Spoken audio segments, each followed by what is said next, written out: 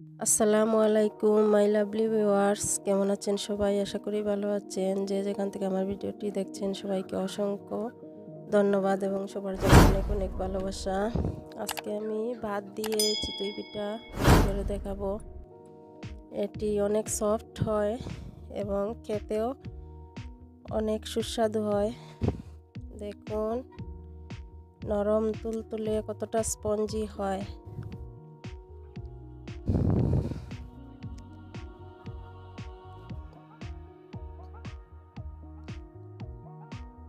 দেখুন আমি হাতে নিয়ে দেখাচ্ছি কীরকম হয়।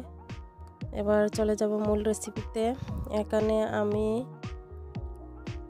250 গ্রাম চাল নিয়েছি। এগুলো আমি রাতে ভিজিয়ে রেখেছিলাম, রাতেও না 3 ঘন্টার মতো ভিজিয়ে রেখেছিলাম। তারপর ওইগুলো আমি ভালো করে ধুয়ে একটা বাটিতে নিয়ে নিয়েছি। আর এখানে এই যে অল্প নিতে পারেন, বেশি নিতে পারেন, ভাত নিলাম। আর এটা হচ্ছে বেকিং পাউডার। বেকিং পাউডারটা স্কিপ করে গেছি ভুলে 1 চামচ দিছি আমি চায়ের চামচে। আর ভাতগুলাকে হাত দিয়ে ভেঙে এভাবে চালের মধ্যে দিয়ে দিছি। তারপর আমি ওইগুলাকে একসাথে ব্লেন্ডারে ব্লেন্ড করে নেব। পাটায় শিলপাটায় পিষেও নিতে পারেন, যার যেরকম ইচ্ছে।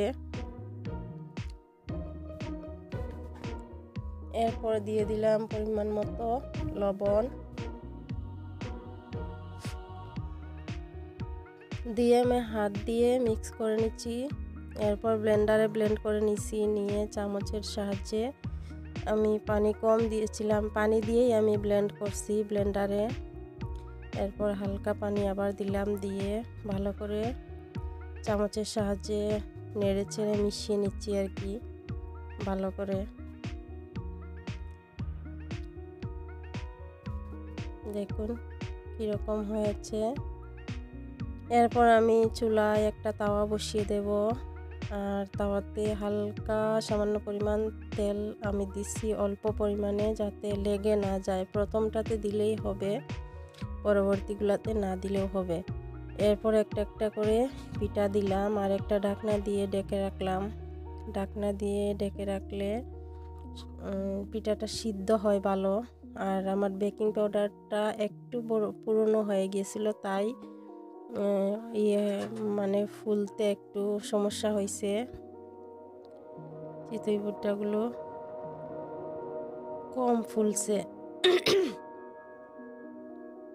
তাও অনেক ভালো হয়েছে, খেতেও অনেক সুস্বাদু হয়েছিল।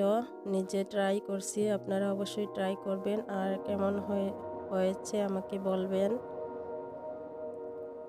দেখুন কত অল্প সময়ে চটপট বানিয়ে নিলাম।